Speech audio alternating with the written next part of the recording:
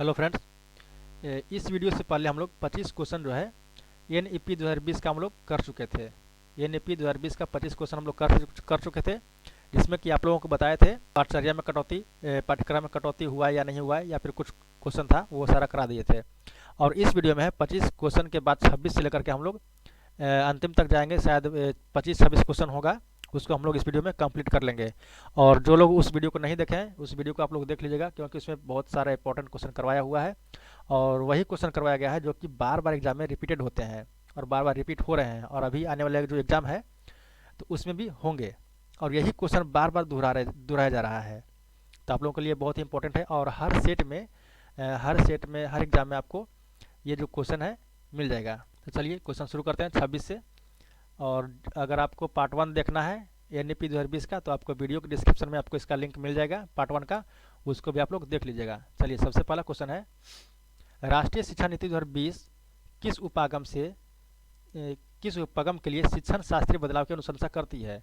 सबसे पहले देखिए, संरचनावादी से व्यवहारवादी में जाना है हम लोगों को, भाई सही बात है। रटने से अवधारणात्मक समझ, हाँ सही बात है। बच्चों को रटने से हटा करके बच्चों को समझ के ऊपर लेकर के हम लोग को आना है। लेकिन यहाँ पे कहा गया संरचनावादी, यानी संरचनावादी से व्यवहारवादी में लाना है। नहीं, बच्चों संरचनावादी में है वो सही है। और यहाँ पे देखिए, खोजबीन आधारित अधिगम से ड्रिल और अभ्यास, अगर बच्चा अगर खोजबीन करके सीख रहे हैं, वहाँ से आप उठा करके बच्चों को रटने पर बल नहीं दे सकते हैं, और ड्रिल और अभ्यास के लिए आपको बच्चों को जोर नहीं देना है, तो ये हमारा गलत हो जाएगा। अधिगम के लिए आकलन से अधिगम का आकलन नहीं, अधिगम का आकलन होता है योगात्मक, यानी कि अंतिम में नहीं, उस प्रकार के नहीं ले जाना है। आपको क्या करना है, बच्चों को रटने पर आधारित अधिगम जो है उससे हटा करके आपको लाना है अवधारणात्मक समझ की तरफ, बदलाव करना है। चलिए नेक्स्ट हमारा हो जाएगा क्वेश्चन, राष्ट्रीय शिक्षा नीति 2020 सुझाती है कि कक्षा अधिगम को पाठ्यपुस्तकों तक सीमित करने की बजाय अधिगम और शिक्षा तथ्यों और कंठस्थीकरण, ये देखिए गलत हो गया, यहीं पे कंठस्थीकरण पर आधारित होना चाहिए, नहीं है। प्रत्येक 3 माह बाद विद्यार्थियों की विषय वस्तु को बढ़ा देना चाहिए, ये बिल्कुल गलत बात है। खोजबीन और समालोचनात्मक चिंतन के विकास पर केंद्रित होना चाहिए, हाँ ये बिल्कुल सही है। जो बच्चा अगर खोजबीन करके सीखता है तो अच्छा बात है।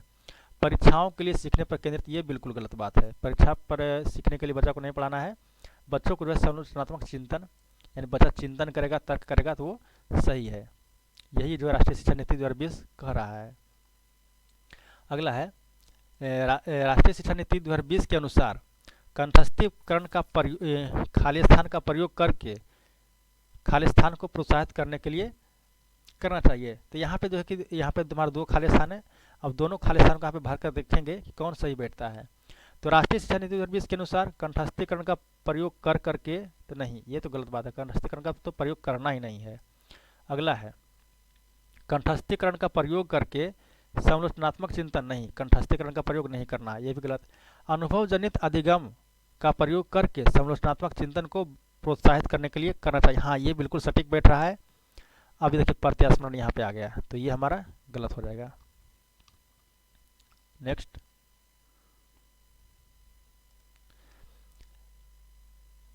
राष्ट्रीय शिक्षा नीति 2020 के अनुसार आकलन के उद्देश्य क्या है? सीखने के स्तर को सुनिश्चित करने के लिए विद्यार्थियों में तनाव उत्पन्न करना और डर पैदा करना, ये तो बिल्कुल गलत बात है। तो जहाँ जहाँ एक है वहाँ वहाँ हम लोग यहाँ पे कट कर देंगे। तो यहाँ पे देखिए 1 है, यहाँ भी 1 है, यहाँ भी 1 है, तो क्वेश्चन यहीं पे खत्म हो गया। इसका ऑप्शन नंबर 4 इसका सही हो जाएगा। नेक्स्ट, राष्ट्रीय शिक्षा नीति 2020 में प्रस्तावित बदलाव क्या है? मानकीकरण से लचीलापन, तो 30 देखते हैं। तो ये तो बिल्कुल सही बात है, मानकीकरण से लेकर के आपको लचीलापन की तरफ जाना है, यानी कि मानकीकरण से हटा करके बच्चों को लचीलापन की तरफ लेके जाना है, ये सही बात है। रचनात्मक से योगात्मक नहीं ले जाना है, योगात्मक अंतिम में यो नहीं ले जाना है। संरचनाओं की समझ से परीक्षा के लिए नहीं, ये परीक्षा के लिए नहीं है। और बहुविषय से कठोरता, ये भी नहीं होगा। तो ऑप्शन नंबर 1 इसका सही आंसर हो जाएगा। नेक्स्ट, राष्ट्रीय शिक्षा नीति 2020 बहुभाषीयता को बच्चों के सीखने में एक रुकावट की तरह देखती है?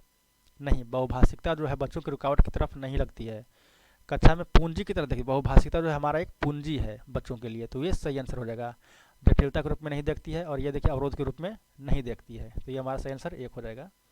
नेक्स्ट, राष्ट्रीय शिक्षा, ये तो बिल्कुल नहीं होगा।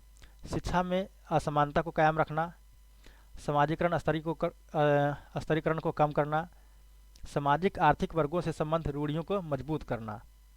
तो इसका जो सही आंसर हो जाएगा वो हो जाएगा समाजीकरण स्तरीकरण को कम करना। समाज का जो स्तर है ऊपर नीचे का, बड़ा छोटा का, उसको कम करना है।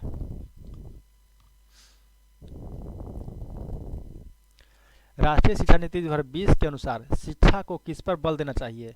संकल्पनात्मक समझ पर, बिल्कुल सही। गैर संदर्भित विषय वस्तु पर, बिल्कुल गलत। रटकर सीखना नहीं होगा। परीक्षा के लिए सीखना नहीं होगा। यहाँ पे देखें, परीक्षा के लिए सीखना बार बार यहाँ पे दे रहा है। राष्ट्रीय शिक्षा नीति 2020 द्वारा सुझाई गई समग्र 360 डिग्री बहुआयामी रिपोर्ट क्या दर्शाती है? योगात्मक आकलन नहीं, ये अंतर्गत याद, ये नहीं होगा। पेपर पेंसिल, ये यहाँ पे नेगेटिव। तो स्वतः आकलन और सम समूह आकलन में का समावेश, ये सही आंसर है। 360 डिग्री बहुआयामी का मतलब हुआ कि चारों तरफ विकास करे, बच्चा जहाँ भी जाए बच्चा सब तरह से विकास करे, हर एक क्षेत्र में विकास करे। नेक्स्ट क्वेश्चन, राष्ट्रीय शिक्षा नीति NEP 2020 में प्रस्तावित कथनों में से कौन सा कथन सही नहीं है? यहाँ पे नहीं है। तो यहाँ पे देखिए, पहला ऑप्शन, NEP 2020 मूल्यांकन के लिए विभिन्न प्रकार की विधियों और योजनाओं जैसे कि समूह कार्य, भूमिका निर्वहन का प्रस्तावित करती है। तो इसका जो सही आंसर देखते हैं। अब अगला पढ़ते हैं क्या है आगे। तो ये तो सही लग रहा है, देखते हैं आगे। NEP 2020 रचनात्मक मूल्यांकन से योगात्मक मूल्यांकन की ओर परिवर्तन का प्रस्तावित करते हैं। ये बिल्कुल गलत है। देखिए, ये रचनात्मक से मूल्यांकन नहीं जाता है, योगात्मक से मूल्यांकन जाता है। तो ये गलत हो गया और ये हमारा सही हो गया। तो यहाँ पे जो लिखा हुआ है रचनात्मक से योगात्मक, वो हमारा गलत है। तो ये हमारा आंसर सही हो जाएगा। और बाकी देखते हैं। नेक्स्ट,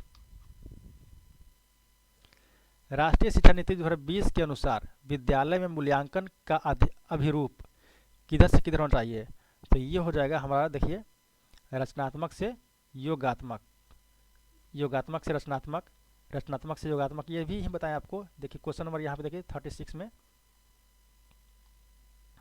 सॉरी 36 में यहाँ पे देखिएगा, अभी आपको बताए थे कि योगात्मक, रचनात्मक से योगात्मक ये नहीं होना चाहिए। तो होना चाहिए कैसे? योगात्मक से रचनात्मक होना चाहिए। तो यहाँ पे देखिएगा, इसमें योगात्मक से रचनात्मक किसमें है? यहाँ पे 2 नंबर, ये है, देखिए सही है। इससे आपको पता चल रहा होगा कि क्वेश्चन जो होता है वही रहता है, सिर्फ घुमा घुमा करके कुछ मॉडिफाई कर देता है और उससे पूछता है। तो इसलिए करें, वीडियो को आप लोग पूरा देखिएगा, आपको हर एक टाइप का क्वेश्चन मिल जाएगा। नेक्स्ट देखते हैं 38 नंबर, राष्ट्रीय शिक्षा नीति 2020 में आकलन के संदर्भ में विद्यार्थियों के लिए किस प्रकार का प्रगति पत्र प्रस्तावित किया गया है? प्रगति पत्र प्रस्तुत किया गया है किस प्रकार का? तो ऐसा प्रगति पत्र जिसमें विद्यार्थियों के प्रदर्शन की अन्यों की तुलना में सापेक्ष किया गया, तुलना नहीं करना है बच्चों को। तो ये गलत। वर्ष पर्यंत पेपर पेंसिल परीक्षण नहीं, पेपर पेंसिल पे नहीं जोर देना है बच्चों को, प्रदर्शन की प्रगति पर नहीं देना है। नेक्स्ट, 360 डिग्री बहुआयामी प्रगति पत्र, ये बिल्कुल सही है। जो बच्चों का जो रिपोर्ट कार्ड होगा तो वो होगा, यहाँ पे देखिए रिपोर्ट कार्ड का बात हो रहा है, यहाँ पे रिपोर्ट कार्ड का बात, ठीक है।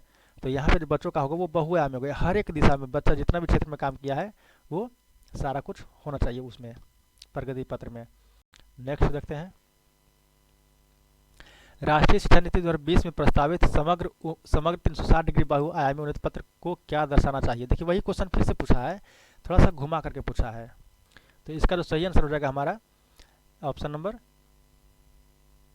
2, इसका सही आंसर हो जाएगा। यहाँ पे देखिए 8 बिंदु पैमाना सीमित नहीं करना है बच्चों को, कमियों और जिन पर अभिभावकों को मेहनत, ये नहीं, अभिभावक को मेहनत नहीं करना है, यहाँ पे इस पर जोर नहीं दिया गया है, अंकों से तुलना नहीं करना है। तो ऑप्शन नंबर हमारा 2 सही हो जाएगा। नेक्स्ट देखते हैं, वही क्वेश्चन देखिए फिर से दोहराया गया है, राष्ट्रीय शिक्षा नीति 2020 के अनुसार विद्यार्थियों को किन आयामों की प्रगति व अद्वितीयता को शामिल करना चाहिए? वही क्वेश्चन को देखिए यहाँ पे क्या किया है, सिर्फ अद्वितीय लगा दिया है। तो यहाँ पे इसका सही आंसर क्या हो जाएगा हमारा, देखिए यहाँ पे उसका सही आंसर हो जाएगा ऑप्शन नंबर 3 संज्ञानात्मक, भावात्मक और मनोगत्यात्मक, इसमें सही हो जाएगा। क्योंकि यहाँ पे देखिए आध्यात्मिक लगा होता है, आध्यात्मिक बच्चों को आध्यात्मिक से यहाँ पे कोई लेन देन नहीं है, और यहाँ पे सिर्फ भौतिक और संज्ञानात्मक है तो कुछ खास नहीं। और यहाँ पे देखिए तीनों यहाँ पे बच्चों का दिया गया है। यहाँ पे भौतिक है, उससे बेस्ट यहाँ पे है संज्ञानात्मक होना चाहिए, भावात्मक होना चाहिए और मनोगत्यात्मक होना चाहिए। नेक्स्ट, विद्यार्थियों के आकलन के लिए राष्ट्रीय शिक्षा नीति 2020 द्वारा निम्नलिखित में से कौन सा उपकरण विधि दर्शाई गई है? तो भूमिका अदा करना ये सही है। उसके बाद यहाँ पे देखते हैं, तो इसका देखिए यहाँ पे लिखा हुआ है भूमिका अदा करना। राष्ट्रीय शिक्षा नीति में जो है बाल विद्यार्थियों के आकलन के लिए राष्ट्रीय शिक्षा नीति 2020 द्वारा निम्नलिखित में से कौन से उपकरण की विधियां प्रस्तावित किया गया है? सबसे पहला भूमिका अदा करना, सही बात है। दूसरा है समूहों में कार्य करना, यह भी सही है। पोर्टफोलियो बनाना, यह भी सही है। और परियोजना, यह भी सही है। तो इसका जो आंसर हो जाएगा वो हो जाएगा ऑप्शन नंबर 4, इसका सही आंसर। नेक्स्ट देखते हैं क्या है। राष्ट्रीय शिक्षा नीति 2020 के अनुसार विद्यालयों में मूल्यांकन का अभिरूप किस ओर से किस ओर हो जाना चाहिए? तो इसके पहले आपको क्वेश्चन करवाए थे, देखिए वही क्वेश्चन को बार बार पूछा गया है। तो यहाँ पे देखिए अलग अलग सेक्टर में पूछा गया है। तो यहाँ पे योगात्मक से रचनात्मक नहीं, रचनात्मक से योगात्मक होना चाहिए, ये बिल्कुल सॉरी, यहाँ पे देखिए योगात्मक से रचनात्मक होना चाहिए, यानी कि जो बच्चा जो है अंतिम नहीं होना चाहिए, अंतिम से शुरू, यानी कि रचनात्मक जो होता है कक्षा कक्ष के दौरान होता है, और योगात्मक जो होता है वो होता है कक्षा कक्ष के अंत में। तो उस टाइप का जो है करना है बच्चा को, जो कक्षा के अंत में, पहले नहीं, पहले क्या होगा बच्चा को जो है क्लास में करना चाहिए। तो यहाँ पे जो अगर जहाँ पे योगात्मक है तो वहाँ पे आपको रचनात्मक आकलन बच्चों को करना है। लेकिन जब भी आपको पूछे कि किस ओर से किस ओर जाना चाहिए तो आपको योगात्मक से रचनात्मक की तरफ जाना है। नेक्स्ट, राष्ट्रीय पाठचर्या रूपरेखा 2005 के अनुसार निम्नलिखित में से कौन सा जो है गणित की कक्षा के दृष्टिकोण को निरूपित करता है? छात्र सूत्र को स्मरण कर रहे हैं, नहीं, स्मरण की बात नहीं करना है। यहाँ पे कक्षा में केवल शिक्षक, ये तो केवल यहाँ पे लगा हुआ है तो ये नहीं होगा। छात्र पाठ्यपुस्तक में हल किए हुए उदाहरणों की नकल कर रहे हैं, यहाँ पे नकल नहीं करना है। और देखिए अर्थपूर्ण प्रश्नों को प्रस्तुत एवं हल कर रहे हैं, तो ये बिल्कुल सही बात है। नेक्स्ट 44, राष्ट्रीय शिक्षा नीति 2020 के अनुसार प्राथमिक कक्षाओं 1 से 5 के लिए क्या स्तर होगा? आरंभिक स्तर, मध्य स्तर या फिर बुनियादी स्तर? तो बच्चा 1 से 5 तक के लिए जानते हैं क्या होता है? बुनियादी स्तर में आपको हो जाएगा ऑप्शन नंबर 1 और 3, ए और सी, यानी कि आरंभिक स्तर और बुनियादी स्तर जो होता है 1 से लेकर के 5 तक होता है। चलिए नेक्स्ट 45, राष्ट्रीय पाठचर्या रूपरेखा 2005 बल देता है कि स्कूल गणित गतिविधि आधारित हो। ऐसा है क्योंकि यह विद्यार्थियों को आजीविका कमाने के कौशल को विकास करने में सहायता देता है। नहीं, आजीविका कमाने के लिए यहाँ पे कोई बात नहीं करनी है। यह विद्यार्थियों को गणित में अर्थपूर्ण समस्याओं को हल करने सुलझाने के लिए प्रोत्साहित करता है। गणित में अमूर्त संकल्पनाओं को समझने के लिए अमूर्त अनुभव प्रदान करता है। यह प्राथमिक कक्षाओं में बच्चों को मनोरंजन का समय उपलब्ध कराता है। तो ये भी नहीं होगा, यानी कि जहाँ जहाँ पे ए और सी, ए और डी है उसको छाड़ दीजिए। तो ए है तो ये गलत हो जाएगा, डी है तो गलत हो जाएगा, यार यहाँ पे डी है तो ये भी गलत हो जाएगा। तो हमारा जो इसका सही आंसर हो जाएगा वो हो जाएगा हमारा ऑप्शन नंबर 1, बी और सी। नेक्स्ट, ये हमारा दूसरा क्वेश्चन आगे ऐड हो गया, इसमें कोई बात नहीं। प्राथमिक स्तर पर ईवीएस के पाठ्यक्रम में निम्नलिखित में से कौन सा थीम में उप थीम शामिल है? तो हमारा इसमें परिवार और मित्र में, यानी परिवार और दोस्त में हमारा उप थीम शामिल है। चलिए कोई बात नहीं। 47, कक्षा 1 तथा 2 में पर्यावरण अध्ययन की कोई पाठ्य पुस्तक क्यों नहीं है? इस देखिए आप लिखा हुआ है 47। तो यहाँ पे देखिए पर्यावरण अध्ययन प्रक्रिया कौशल शिक्षक की हैंडबुक में सुझाए गए खेल द्वारा पढ़ाया जाता है। ये बिल्कुल नहीं, हैंडबुक से कोई मतलब नहीं है। यहाँ पे है पर्यावरण अध्ययन की महत्वपूर्ण संकल्पनाएं शिक्षकों द्वारा संचालित पारस्परिक क्रियाकलाप द्वारा पढ़ाए जाते हैं, ये भी नहीं है। पर्यावरण अध्ययन से संबंधित संकल्पनाएं कौशल भाषा और गणित के द्वारा सीखा जाता है। ये बात बिल्कुल बिल्कुल सही है। जो पर्यावरण अध्ययन में है तो भाषा और गणित के माध्यम से हम लोग सीखते हैं। नेक्स्ट 48 में ये हमारा आ गया क्वेश्चन एनईपी से। पर्यावरण अध्ययन एनईपी 2020 के अनुसार अनुभवात्मक सीखने की वृद्धि के लिए शिक्षण शास्त्रीय अभ्यास का चुनाव कीजिए। तो पर्यावरण अध्ययन की चुनिंदा अवधारणा पर केंद्रित करना, चुनिंदा पे यहाँ पे नहीं करना है। कला का एकीकरण करना सही बात है। और पर्यावरण अध्ययन में शिक्षण में कहानी कहने का एकीकरण करना, तो इसका जो सही आंसर होगा नेक्स्ट है एनसीएफ 2005 के अनुसार निम्नलिखित में से कौन सा ईवीएस के पाठ्यक्रम के बारे में सही है। तो इसका जो सही आंसर हो जाएगा, जो ईवीएस का पाठ्यक्रम जो है विज्ञान, सामाजिक विज्ञान और पर्यावरण शिक्षा का एकीकरण है। फ्रेंड्स, आज के लिए बस इतना ही रहने देते हैं। और जो भी इंपॉर्टेंट क्वेश्चन थे जो बार बार पूछे जा रहे थे उन सारे को हम लोग यहाँ पे कवर कर चुके हैं। अब उम्मीद करते हैं कि आप लोगों को ये एनसीएफ 2005 से लेकर के आपको कोई दिक्कत नहीं आने वाला है। आपको हर एक टाइप का क्वेश्चन करवा दिया गया है। चलिए मिलते हैं अगले वीडियो में कुछ नए टॉपिक के साथ और कुछ इंपॉर्टेंट ऐसे टॉपिक जो सीटेट में बार बार पूछे जाते हैं। तो आपको वीडियो अच्छा लगा है, कुछ हेल्पफुल मिला है तो वीडियो को लाइक कीजिएगा, चैनल को सब्सक्राइब कीजिएगा, जिससे कि और भी जो वीडियो बनेगा सीटेट के रिलेटेड इंपॉर्टेंट वीडियो जो कि बार बार पूछे जाते हैं एग्जाम में, सारा आपको जानकारी मिलता रहे।